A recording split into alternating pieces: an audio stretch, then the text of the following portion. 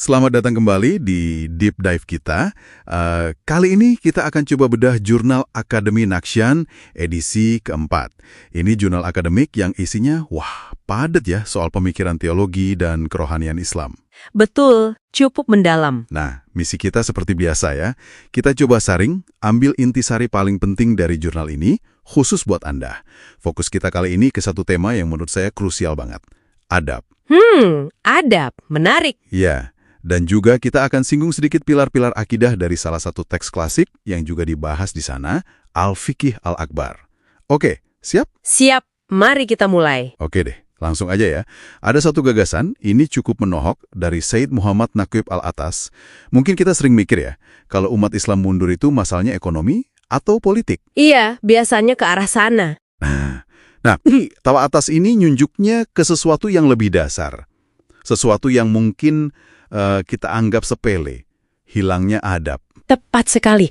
Dan yang menarik, definisi adab menurut Al-Atas itu bukan sekedar sopan santun biasa loh. Oh ya, gimana tuh? Beliau mendefinisikannya sebagai pengenalan dan pengakuan serta penempatan sesuatu pada tempatnya yang hak.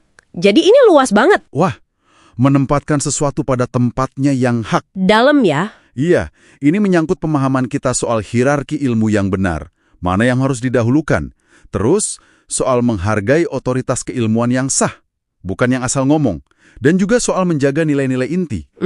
Jadi kalau adab ini hilang? Nah, dampaknya serius, kata Al-Atas. Ilmu jadi kacau balau. Kita jadi susah bedain mana yang benar, mana yang salah. Terus, orang nggak lagi hormat sama ulama atau ahli yang beneran punya kapasitas. Waduh, dan yang lebih parah, institusi pendidikan bisa jadi cuma kayak pabrik informasi aja. Ngasih data, tapi tanpa hikmah, tanpa membentuk karakter. Ini krisis pengetahuan, krisis nilai yang mendasar gitu. Krisis epistemologi dan nilai ya.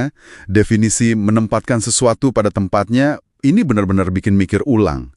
Lalu, kalau kita lihat ke tokoh klasik misalnya Imam Al-Ghazali, gimana pandangan beliau? Sejalan nggak? Oh, sangat sejalan. Al-Ghazali melihat adab itu sebagai tarbiyah.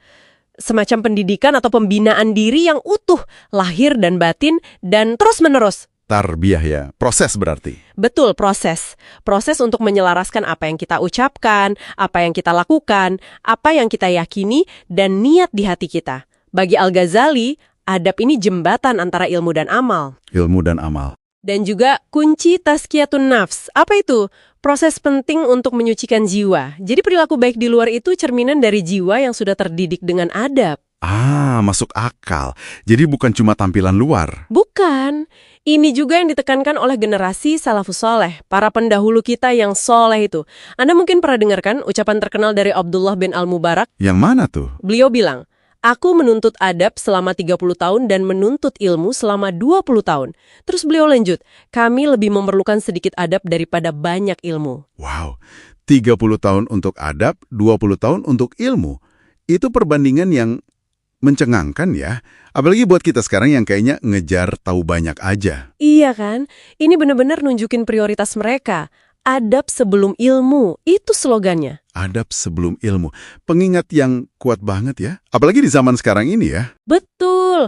Dan cakupannya luas loh. Adab kepada Allah itu ya ikhlas, taat. Adab kepada Rasulullah yang mengikuti sunnahnya. Terus adab ke sesama manusia, jujur, nggak gibah, hormat sama orang tua, guru. Sampai ke situ ya? Bahkan adab dalam menuntut ilmu itu sendiri. Harus rendah hati, sabar.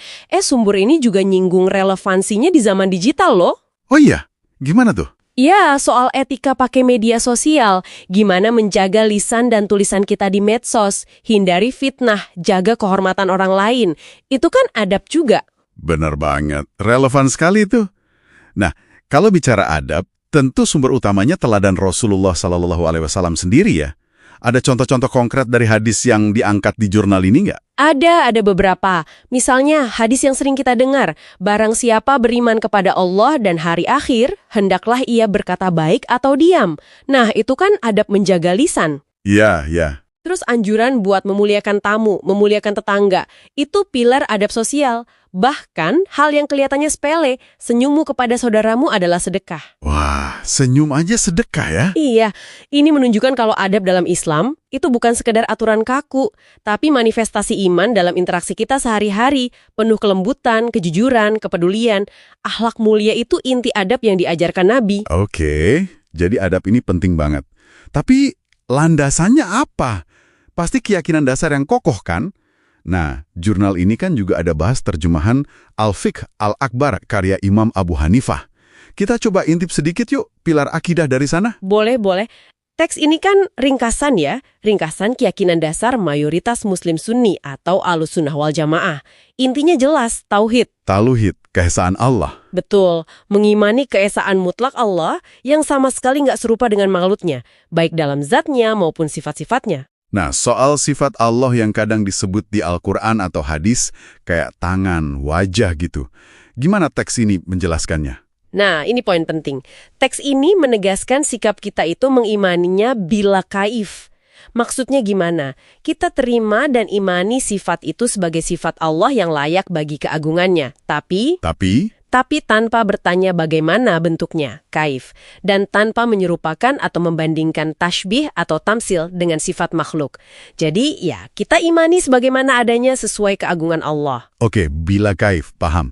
Ada lagi poin penting dari Al-Fiqh Al-Akbar ini? Ada. Ditekankan juga bahwa Al-Quran itu kalamullah, firman Allah. Sifatnya qadim, azali, artinya ada tanpa permulaan. Jadi, Al-Quran bukan makhluk. Bukan makhluk ya? Oke. Dan tentu saja, kewajiban untuk beriman pada rukun iman yang lain secara utuh. Iman kepada malaikat, kitab-kitab suci, para rasul, hari kiamat atau kebangkitan, lalu qadar. Qadar, takdir baik dan buruk. Iya, ketentuan baik dan buruk itu dari Allah. Serta mengimani adanya surga dan neraka sebagai kebenaran yang hakiki. Itu dasar-dasar akidahnya. Wah, jadi jelas banget ya benang merahnya dari deep dive kita di jurnal Akademi Neksya isu ini. Adab itu ternyata bukan cuma soal tata krama luar aja. Bukan sama sekali. Tapi ini fondasi spiritual, intelektual, bahkan sosial yang lengkap dalam Islam. Adab ini yang memandu hubungan kita, baik ke atas kepada Sang Pencipta, maupun ke samping sesama makhluk. Dan semua ini harus kokoh berdiri di atas akidah yang benar. Tepat sekali. Nggak bisa dipisahkan itu, adab dan akidah. Keduanya saling menguatkan. Mungkin ada satu hal ya yang bisa jadi bahan renungan buat Anda para pendengar. Apa tuh? Mengingat tadi gimana generasi salaf itu begitu menekankan adab sebelum ilmu. Nah, pertanyaannya buat kita sekarang, gimana caranya kita pribadi bisa lebih sadar lagi menerapkan prinsip adab ini? Dalam keseharian ya? Iya, dalam kita belajar, bekerja, bahkan pas lagi scroll-scroll media sosial yang kadang panas itu, di tengah derasnya arus informasi ini, gimana kita tetap pegang adab? Nah, itu mungkin sesuatu untuk kita pikirkan bersama. Menarik sekali. Sesuatu untuk direnungkan memang.